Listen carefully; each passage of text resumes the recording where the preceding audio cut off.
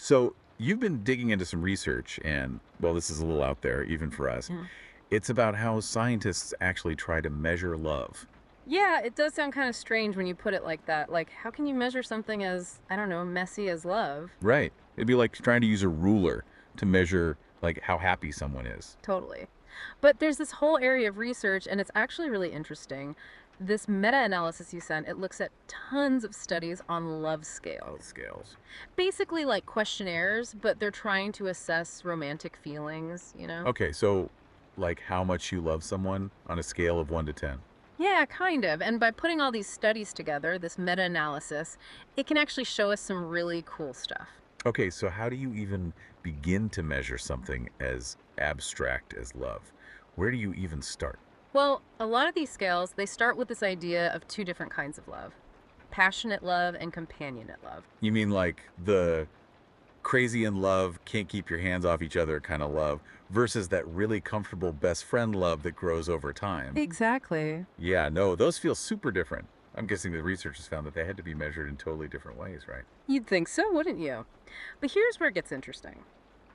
Most of these scales, even the ones specifically for passionate or companionate love, they were basically measuring the same thing, one big love factor. Hold on. So all those different feelings, all the different ways we experience love, Hmm. it's all basically the same thing at the core. That's what this research is suggesting. Think about it like general intelligence or G. Like, we all have different skills, but there's one underlying thing that kind of affects them all.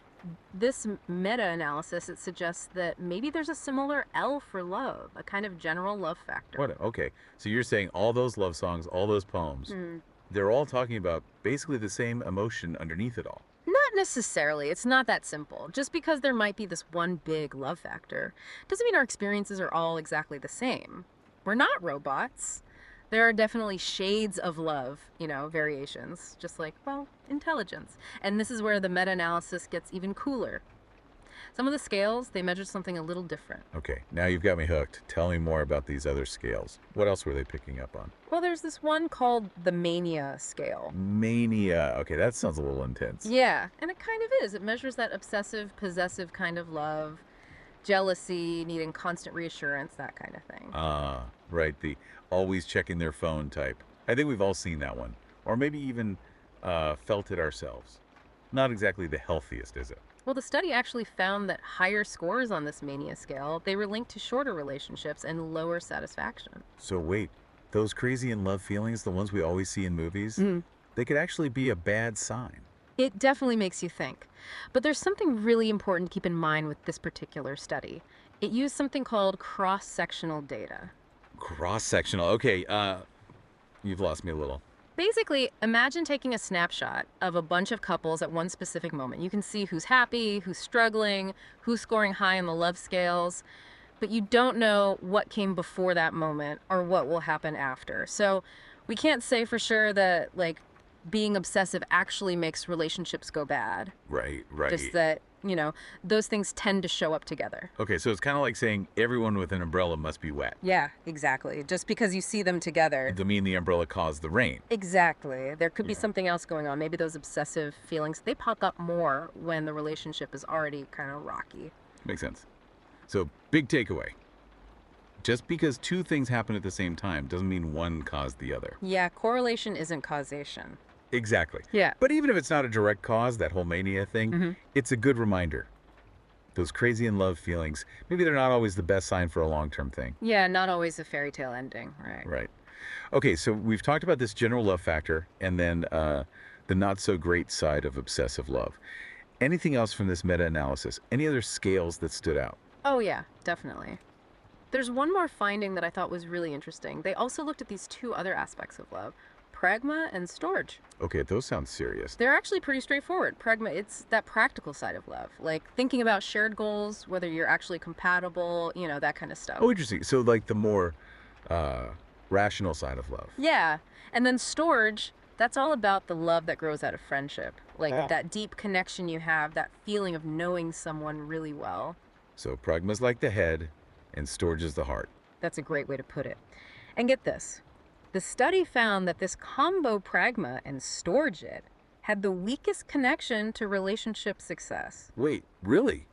I would have thought that choosing a partner based on shared values, having a strong friendship, Yeah. that'd be the key to a happy relationship. You'd think so, right? It's kind of a head scratcher. Why would those things be less important than the other stuff? It really is. You'd think those things, friendship and shared values, that they'd be at the top of the list for a good relationship. Hmm. So how do we make sense of this? Well, it does make you wonder, right? Maybe romantic love, maybe it's got this like irrational side. Okay, yeah, I see what you mean. Like when we talk about falling in love, it really is like you kind of lose yourself a little. Right. And those super intense feelings, that excitement, all that longing maybe that doesn't always line up with like logic, with thinking things through carefully. So yeah, maybe friendship and values, they're important, but maybe those are things that, I don't know, they develop more over time. Whereas that initial spark, that romantic love part, maybe that comes from somewhere else. Exactly. And it makes you think about different kinds of friendships too. Some friendships, they just click on that romantic level more easily than others. Huh. So maybe some friendships just have a head start, romantically speaking. It is kind of fascinating when you think about it that way. This whole thing has been fascinating. We started out talking about like measuring love, which just seemed crazy at first. But wow, going through all this research, it really makes you think about all the different ways we experience love. It's messy. It is messy, complicated for sure. Definitely not simple. And it's not always what we expect, right? Like those really intense, passionate feelings, the ones we usually think of as like true love, maybe they don't always mean it's gonna last. Definitely makes you think twice about all those movies and songs. Right. And don't forget about friendship. Even in romantic love, you need that strong foundation. Absolutely. Gotta have that friendship. So, okay, if we're trying to sum all this up, it seems like romantic love, it's this wild mix of passion, friendship. A little dash of mystery too, right? Totally. Yeah. And maybe the biggest question is, what if we could measure love, like for real, objectively? If we could actually look inside someone's brain and see what's happening, would we be surprised by what we found? Good question. What do you think? I don't know. But hey, speaking of measuring love, make sure to leave us a comment and let us know your thoughts. And if you're really feeling the love for the show today, hit that follow button. That's always a good measure of love, right?